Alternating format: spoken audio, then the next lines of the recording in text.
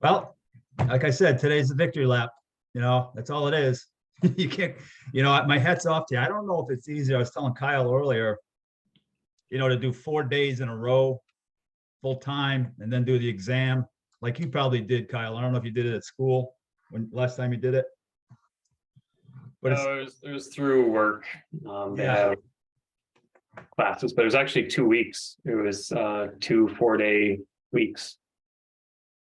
yeah, and I don't know if it's like I just feel like as he started with 17 and we have nine finishing, right? And it's kind of typical. Not everybody goes through the whole thing. It's like a war of attrition almost. If you could just stay with it, if you get behind, it's a little harder. I just hope you enjoyed it. And I'm just so proud of all you guys. The fact that you stuck with it. Stephanie's got a little baby. Bill's in marketing. Got people in Colorado. Just well done, guys. So this is a victory lap, and by lottery. Anybody want to go first?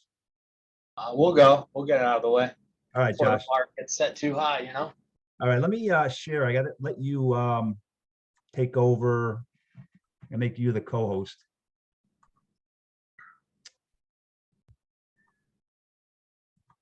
You're running it, Josh? Let's see. You see Yep. my screen? Yep. All right. So, all right, we wanted to see if there's any seasonal variation between the warm and cool seasons. We took just the data from 2018 to 2022 of the blood pressure, pulse, and weight. We figured giving it that 4 or 5 year span of time would make it a little easier to digest, I think. So without further ado, Daryl, I think, is going to begin with the blood pressure. So our first slide here is just kind of highlighting the overall data trends. There's a third line that's been added to the data. As I was doing research on blood pressure, I learned something that I never knew before, and that's something called pulse pressure. Pulse pressure is the difference between the systolic, or the top number, and the diastolic, or the bottom number. And that's a number that the doctors actually try to pay attention to, because that does indicate an area of concern that they monitor. As far as the wider or bigger that number gets, the more your blood pressure needs to be taken care of or watched. So as we go down to the next slide, what you'll see is I took each year, plotted it from January to December.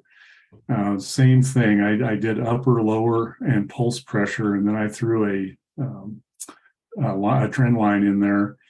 And for these 3 years, what I saw was a fairly consistent pattern. The only thing that kind of jumped out, if you look in this area, and we'll see it more so in the next slides, but in this area, there's kind of a trend. In this area, there's kind of a trend. And then typically at the end of the year, there's a little bit of a bump that happens, and then it sort of declines going into the next year.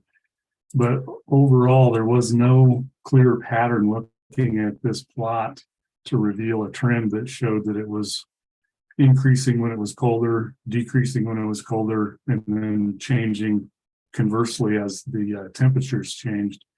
And if we go to the next slide, we see the 20 and 21 and 22. Again, it shows kind of in the March area, and then in the April area, there's kind of always been a speed bump in those areas. And then you do see sort of a downward trend coming out of the end of the previous year into the new year. But that was the only patterns that I could find. But even with that, if we show the next slide, I went ahead and did a normal distribution of each year. And you kind of see a pattern for the most part where it's more right than left, with the exception of 2021. There was a trend where it kind of kicked to the left a little bit more, and then it was more balanced in 2022. But as we go further into that, if we go to the next slide, what I did is I went ahead and did a hypothesis test year against the total block of time. So each year against the 2018 to 2022 data. And what was interesting about that was that for 18 and 19, you see actually a trend where the numbers were dropping in relation to the other 3 years.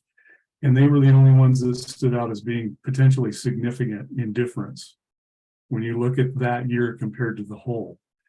But as you got further into the later, closer to the end of the data, 2020, 2021, and 2022, things seemed to flatten out and there was less significance to those years as compared to the whole. And as I kind of looked at that a little bit more carefully, what I was seeing was a trend where the blood pressure was actually increasing towards the tail end of 2020. 2021 showed an increase all the way through the year, and then 2022 also kind of demonstrated the same thing. And so I did control charts showing each year, each sum. So this is based on the upper, the lower, and then the pulse pressure. And what you see is it's kind of jumping quite a bit all over the place, but it's staying fairly central to the entire thing. But as you look at the trends, it was dropping down through about 2019. You can see a pattern where it was dropping down and normalizing. And then it looks to me like as COVID hit and potentially there was some lifestyle changes, it started trending upward. And so that was something that kind of stood out. It was the same thing on the lower as well. The big one for me when I was looking at this, the doctors recommend your pulse pressure stay at about 40. And for the most part, it stayed fairly balanced in the 2018-2019 period. But you notice you hit about 2020 and go further beyond that, it starts to become a little bit more widespread. And so that was something that, you know, potentially if blood pressure was a concern, I'm sure Bill was already looking at this, but that's an area that kind of stood out as an opportunity for looking at conditions that could help tighten that number up. Kind of my thought was that, you know, you've been 29 for probably an extra 30 years, and maybe you finally turned 30 and now your blood pressure pattern is starting to change. And maybe your doctor's telling you that, you know, you're going to have to start addressing that, because certainly in my case, that's where I'm at right now. That's why this was an interesting one for me, because I learned a little bit as far as what the doctor is talking about when they're looking at the numbers.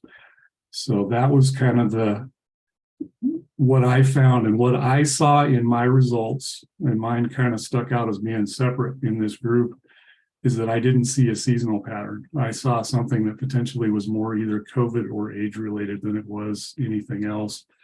And so with that, I'll turn it over to, I guess Ryan goes next. Yep, thanks, Daryl. So I took a look at the pulse data, and like Daryl, I was looking for a seasonal trend. So I started looking year by year.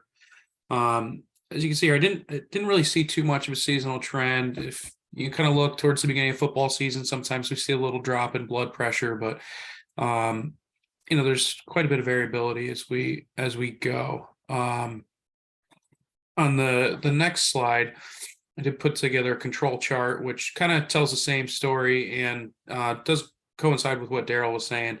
If you look here in this kind of end of 2019 through 2020, pulse was much more in control than in years before and after.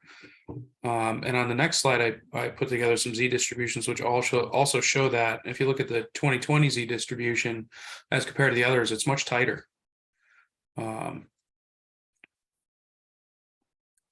So I didn't see much of a seasonal trend. So I asked on the next slide, I asked myself the question, is there any correlation with the weight? And as you can see on the scatter plot with the trend line, it does go up slightly as weight goes up, but it's not a very strong correlation. It's pretty weak, as you can see, but it is a positive correlation, as you can see by the R square that I added in there.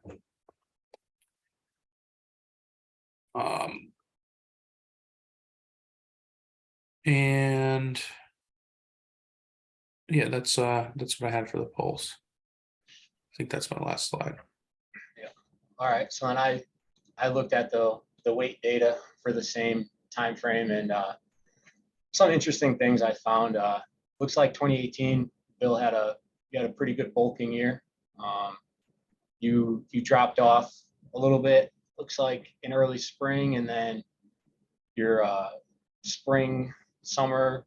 Looks like you did some cutting, and then you steadily inclined. If you look at the trend line through the rest of the year. Which I found interesting. I'll get to that towards the end. Then we go into 2019.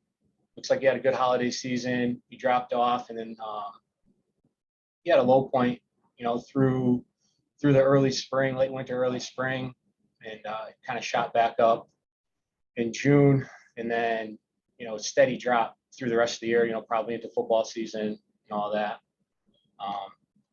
And then in 2020. It looks like some good effects of COVID happened. Maybe the restaurants you like to eat at were closed, and you were more eating at home, not all the fancy dinners.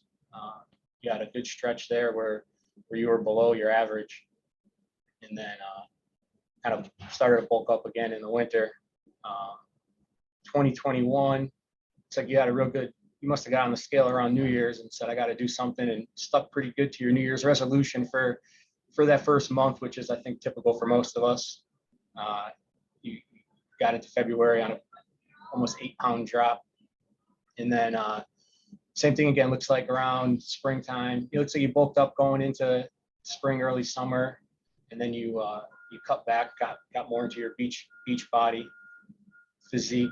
And then again, the same trend, kind of getting back into more eating and maybe more fancy dinners at the end of the year. And then 2022 kind of seems to follow the same, although I noticed you had a pretty good jump going into July, and then you've been trending downward ever since.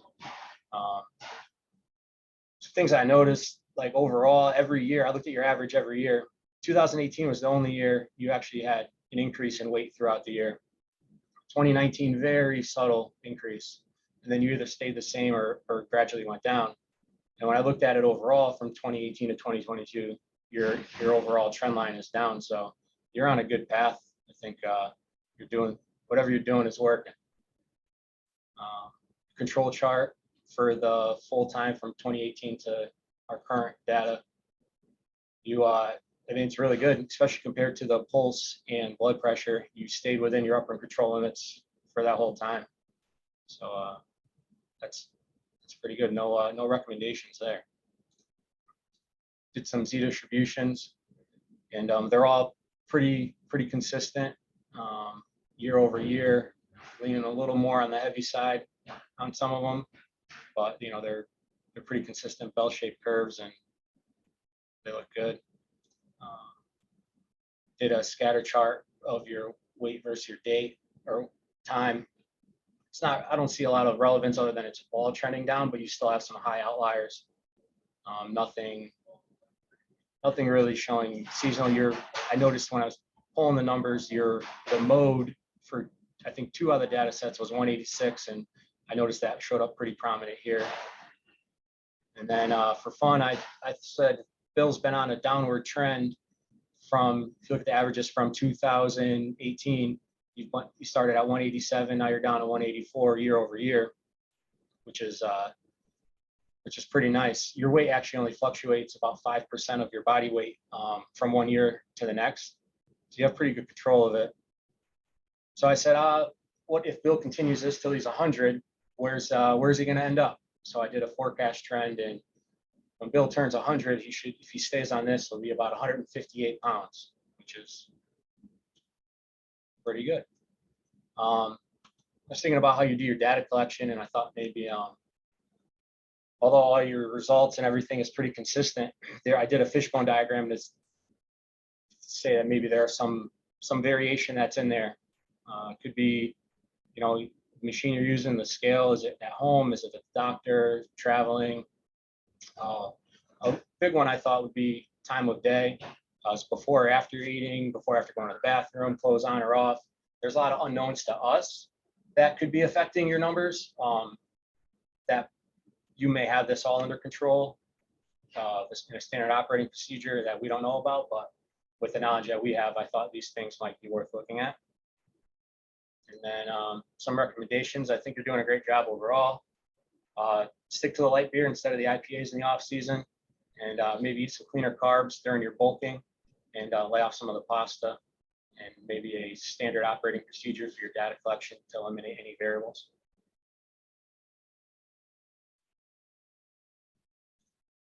About it.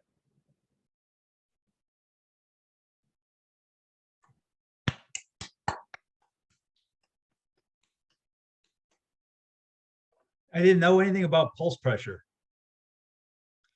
I know I want to go and find out the correlation now between pulse pressure and weight.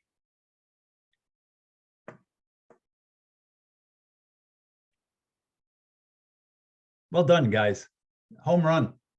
Boy, you guys had a lot of tools. Like, that's why I love this. I haven't had to go to the doctor in I don't know how long. But I definitely, that pulse pressure thing got me a little nervous. I got to check into that a little bit more, and see if I could control that with my weight. Well done, guys. Home run. Absolutely. And thank you for that. Who's next? Guile or Gina? We can go. All right. I'm going to make you the host. Kyle.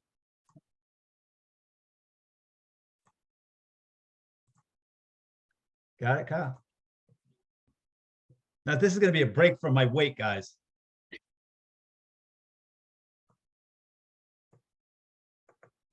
All right, everyone see our lovely presentation here. All right, so yeah, we didn't do Bill's weight or health metrics. I had generated roughly 2 years of solar generation data, and basically, so this is solar performance analysis, and we went with the DMAIC methodology to some degree. And you can see, just for visual purposes, my house, the layout of my house, and the southmost facing roof here is highlighted in solar gold. And then basically the system that I have is a 4.08 kilowatt Tesla system. And basically our question is the system performing as advertised? So we'll start with Michael's distributive statistics here. Yeah, so what we first approached this is we were looking at a ton of different data, and we wanted to figure out how best to utilize this data to offset any, let's say, negative impacts on evaluating peak performance. So as you know, I mean, changes of seasons, weather, et cetera, et cetera. So this first chart, I charted daily output to try to see if the data is normalized and see how well it correlates. Looks like it correlates pretty well, but the range is quite large. I mean, it goes down to 0 watts and all the way up to 30. So the zero kilowatts is probably not worth even looking at. So in order to trim that down and tighten it up, we started looking at, well, let's just take the top 5 produced days for the month and see how that looks. And as you can see, that monthly peak output is what we call it. It tightened it up quite a bit more. Still maintain a similar correlation, but the range of it reduced by like 2/3. So we were able to get a lot tighter data to actually evaluate and feel comfortable with. All right, jump to the Pareto now. And then Pareto, we all know it's 20% of the data accounts for 80% of results. And I just wanted to kind of chart that in This is based on the daily peak generated, so top 5 days of the months. And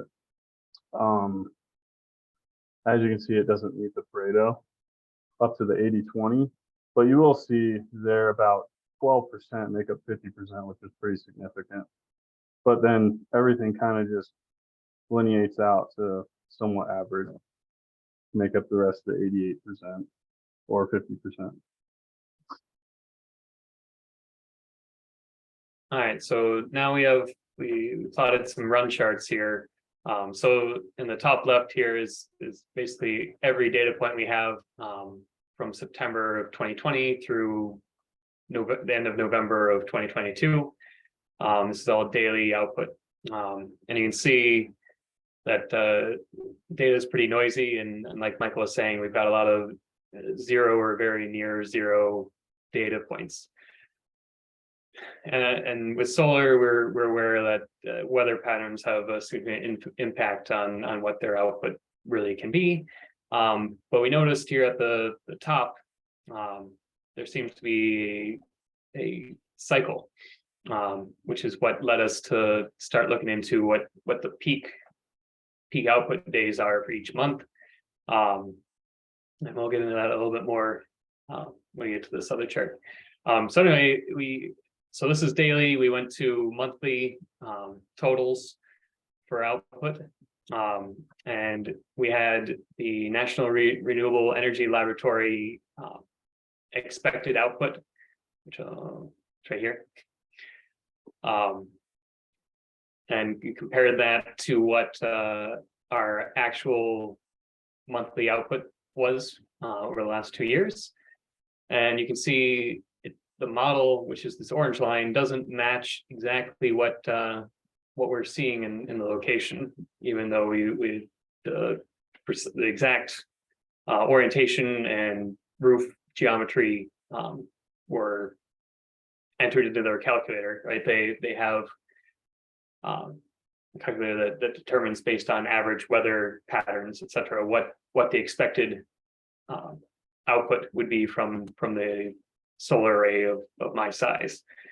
So you can see in the darker months, they actually produced less, and the sunnier months of the year, we produced more than what the advertised was.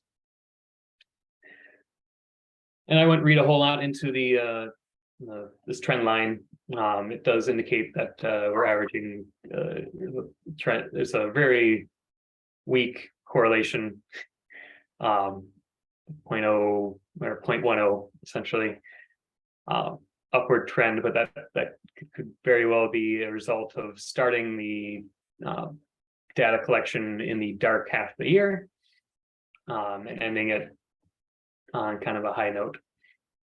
So now, as you can see, there's the peak output. We modeled the top 5 days of each month, and you see there's a lot stronger correlation to what the expected is in terms of shape or model. So in reality, obviously, there's not. I mean, we're not going to hit the peak every day, but there are some interesting takeaways here, right? So with solar, you would expect to hit the most output on the longest day of the year, but actually, we were finding that the peak energy collection generated was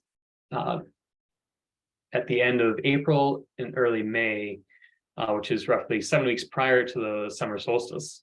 So we were curious why there wouldn't be potentially a second bump, or why as a result of the longer days, we're not translating into greater energy output. And so we, based on orientation and basically where the sun is, I mean, long days does not mean that the sun is usable throughout the entire day, because it actually tends to be slightly north, and on this south-facing roof, we are unable to utilize all hours of those long days. And then why there isn't a peak 7 weeks after the solstice, because the sun is theoretically in the same position. In April and early May, the leaf presence is less than that in August timeframe. But we also had another theory that warmer weather could decrease the actual electric potential, or the resistance in the system could increase as a result of the temperature increase. That we can't really prove at this point. And so here's the peak model that we made.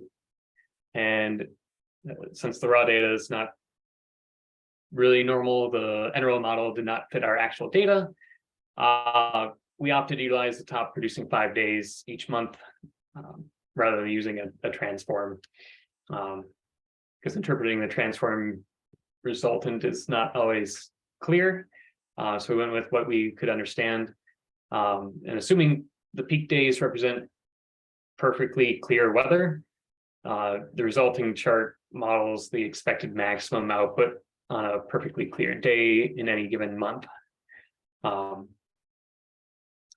And using this, we went a little on a limb here and predicted number of sunny days or percent of sunny days in a given month. So in January, you've got actually the worst month is December. You've got 40 since 2020, only 45% of the days were considered sunny, whereas in June you're up to 3/4 of the days are sunny, which is I guess why we all feel better in the late spring, early summer. Now, Bill, if you want to take over your analysis of variation. Yeah, sure. We used ANOVA here just to kind of take a look at the degradation of the system itself and the peak output over the top 5 days across. We used October and November. In the null hypothesis here was that there would be no main difference or no difference in or no significant difference, excuse me, in the mean peak energy output of days through October and November. The alternative obviously being that there is a significant difference. Yours just looks a little bit different than mine, Kyle. But we can send this slide that I have over to everybody. But for October, what we found was that the F statistic is greater than our F critical value. So we understand that the test is significant. And looking at November, the F statistic is less than the F critical value. So it didn't, there was no significance there. Looking at our p-values and comparing them against our alpha level of, we used 0.05, we concluded that in October there was a significant difference in the mean energy output, and we would reject the null hypothesis. On the contrary, as mentioned, November having a p-value higher than 0.05 shows that there was no statistical difference between the mean energy outputs on the peak output days, and that we would accept the null hypothesis.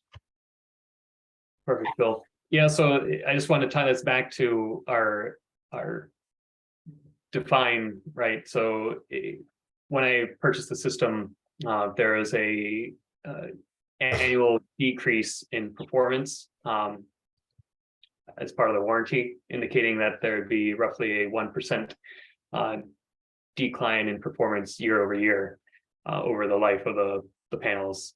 So after 20 years, it had degraded to 80% total output. So we wanted to, based on our limited data, we wanted to see if that was true. And thanks, Bill, in October, we see a definite change, but in November, not so much. Which is odd, but. And we chose the 2 months because we had 3 years of data for those. Based on when Kyle had the system installed. Yeah, it was installed in September, so in the middle of September. So clearly, we'd have maybe we could go back and check like bigger producing months to compare it to lower producing months such as November and October, and looking back at maybe May and June in the future. And then like my control chart might be a little bit different than yours, Bill, but do your best. Yeah, so I did it. So Kyle's showing a more controlled upper and lower control limits. I think this was by multiplied by 2 instead of 3. And I have them side by side. So again, I could send this one over after. Basically you could tell that the system's fairly controlled. It's a well-oiled machine. I think the advantage, just looking at them side by side, which I know you guys aren't, so I'll just kind of narrate it, is that when we use the upper and lower control limits of by 3, everything looks really within the system and pretty tight. But the trend line is, mirrors the one that Kyle showed earlier on his tab. But interestingly, looking at the control limit multiplied by 2, is you can start to see like the highest peaks are dropping a little bit as time's going on, and the lowest peaks are getting lower as well. And just that, there's one just outside, there's 2 peaks just outside the line right there as he's showing. So some of that, again, there's a lot of variables here, whether it's weather, rain, I don't know, the system No. now. Tree growth. Yeah, whatever it is, a lot of weather, but you're starting to see that the system is, the degradation may be having an effect slightly there, as you're looking at them, kind of side by side. Thank you, Bill. Yeah. So, I mean, that pretty much sums up all the information, all the data, making data speak to us. I mean, some of the things that we learned, about the weather, and also some recommendations that we have would be really to ensure that the panels are clean and are in fact performing as expected. Some items I didn't explicitly call out, let's see here, were in May. Usually, in May we've got all kinds of tree pollen, and since I've had the system, I've cleaned it just one time, because getting up on the roof is not a whole lot of fun. So ensuring that the panels are clean on some regular schedule would be advantageous, and we came up with some ideas to make it a little bit safer, which would be purchasing an extension for my pressure washer, and see what from the data we have, we can actually compare clean panels, clean regularly, to our baseline here. So there you have it.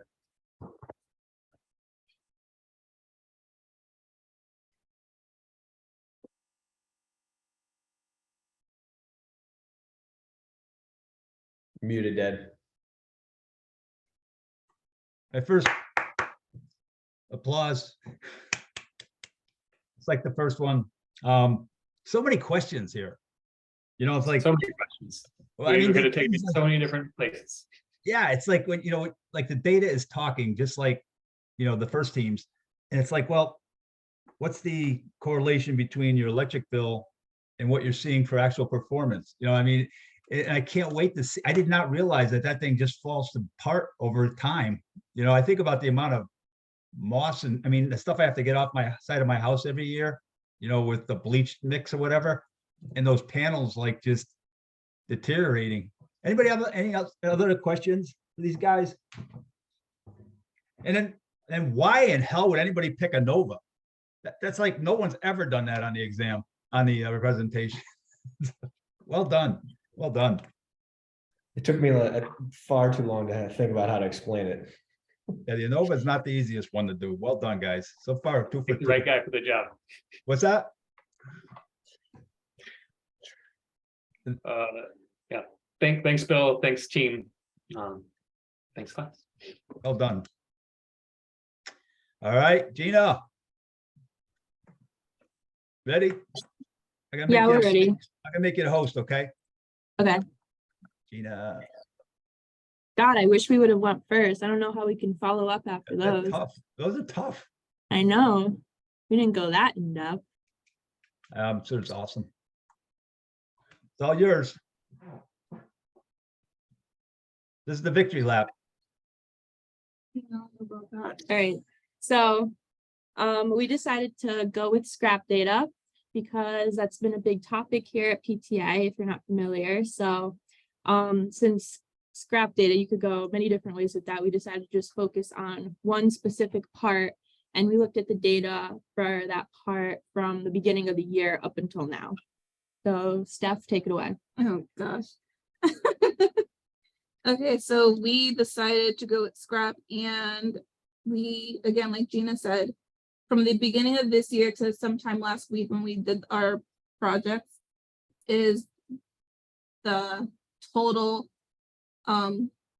cash amount of what we've lost from, as you can see on the chart, from startup, contamination, burning, bubbles, and you go to sheet 1. Thank you. I just organized everything from the year, and at the bottom of each, I had the sum.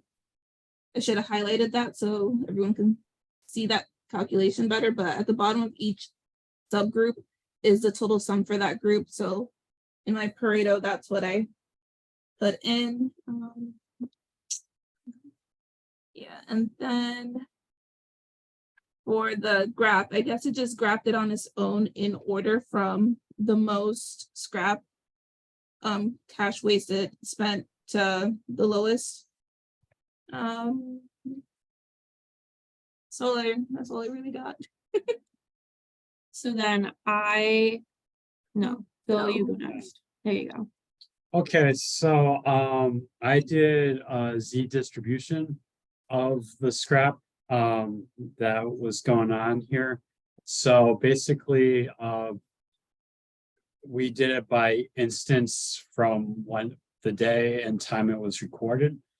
And it really varied. There was one instance where 98 parts were recorded for one instance. Other times it's been 1 part recorded per instance. So that was a range of 97 parts. So anywhere from 98 to 1 was recorded. The average, with that being said, the average was about a little under 12 parts. As you can see, it's 11.9. So you can't really have 11.9 parts. So we'll just say 12 parts per instance about average, with 1 part being the mode, being the most common recorded. And of course, in the middle of those 2 data points, the min and the max, the median was 5, with a standard deviation of 19.323, and of course, other numbers after that. But as you can see, 373.3878, that's a huge variance. So basically, that contributes to the 98% max and the 98 part max and the 1 part min, which caused that huge variance. And as you can see, the chart, which is out in front for everybody to see, it's not a perfect bell-shaped curve. So of course, like Bill said, when that happens, we need more data. As here at PTA, we don't run parts day after day. We run a certain job for so many days, then we go to a next job, and then eventually we come back to that different job. So it's not running consistently every day. If it ran consistently every day, I think we'd have more of a bell-shaped curve. But because it runs for a couple days, then doesn't run for a couple weeks, then runs for a couple days after those couple weeks. That's why it's not a perfect bell-shaped curve. So we definitely need more data and have the part run more consistently. Hey, So Phil, then, Yes. is it maybe, maybe it's just the process may not be in control, I mean, if you could, or it could be you don't have enough data, either one. Really, really good though, interesting. so then, especially because of the big variance, I wanted to do a control chart. So before we look at the chart, I did upper control limit and lower control limit, and as you can see, they're quite far apart from each other.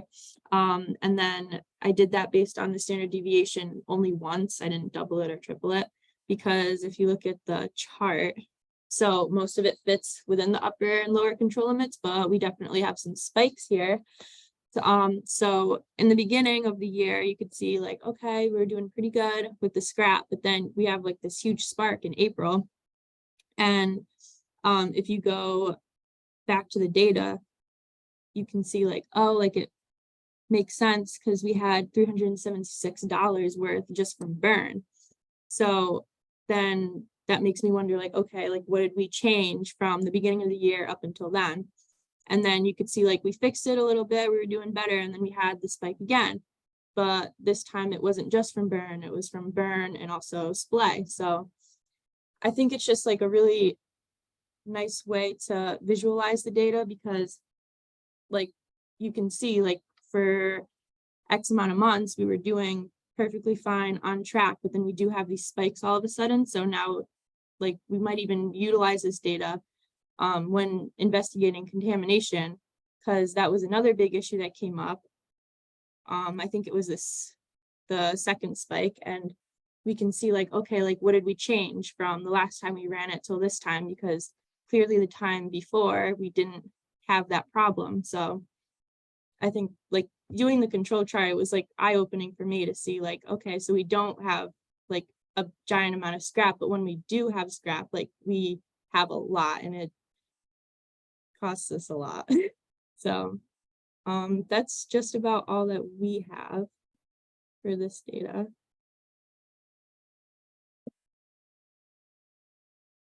That is a, PTA in Oxford, they're in the middle of policy deployment, for scrap. I mean, because I think Gina, you guys are all green belts now, and just helping, because I think Sightline is like all the data's in there and that data gets entered. And now it's like, all right, how do we make it talk in about 150 different ways? And I think that, like that presentation you guys just gave would be great to show at the scrap huddle, one of these weeks, like continue to think through that, because I think it does definitely tell a story. I was surprised at the amount of startup scrap, just getting the machine set up and how much scrap gets generated during that process, and how much money you can save if we kind of just do some standard work with that. Or well done. I think it's down the right path. Really well. I actually have a Yeah. story about that. There was one time, it was second shift. The job that ran right before this job ran, it was with a resin that is very hard to purge.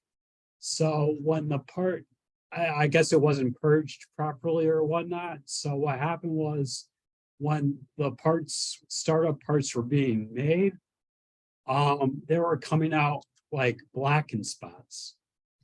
So when the technician set it up, they might have, I mean, I don't know the whole story, but it sounded like they didn't purge it properly. So it's like you have to go through 50 pounds of scrap just to get a perfect part, and that's money right there. Yeah. Yeah, it's interesting, that Y is a function of X's, and those X's are only a handful, right? And maybe that's one of them, how we purge, like in understanding what the possible root causes are.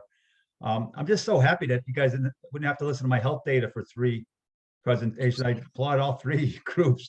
Like, and I heard things in my health data that I never heard before. Like it's so awesome. Well, again, like today was again a victory lap. Let me just kind of pull up the status. I think I got to become the host again, Gina, I think. Let me see. Reclaim host, there I am. Real quickly before, I don't want to hold you up, you guys.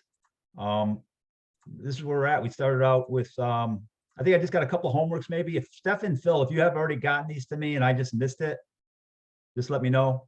No problem. But like last week I said, I told you guys, hey, take your time, get them to me when you get to me, over the course of the next couple of weeks. I'm fine with that. Everybody passed the exam. We started with 17. And here's our congratulations, the newest green belts. I think it's a nice thing to have on your LinkedIn or whatever, Anything from me, guys? I hope you liked it halfway. Not the most exciting. Thank you for taking us through this journey. I hope you liked it. I hope you enjoyed it, Josh. Yeah, thank you, Bill. Well, Merry Christmas, people. I'll see the PTA tomorrow. I'll see Kyle, Friday, I think. And I'll see you Thursday, Josh. And I'll Yeah. see you, Daryl, and Michael, I think in January we're talking about. So, yeah. Have to have a beer together. Take care. Thank you, guys. Well done. So are we expecting them in person? What's that? When are we getting our mugs?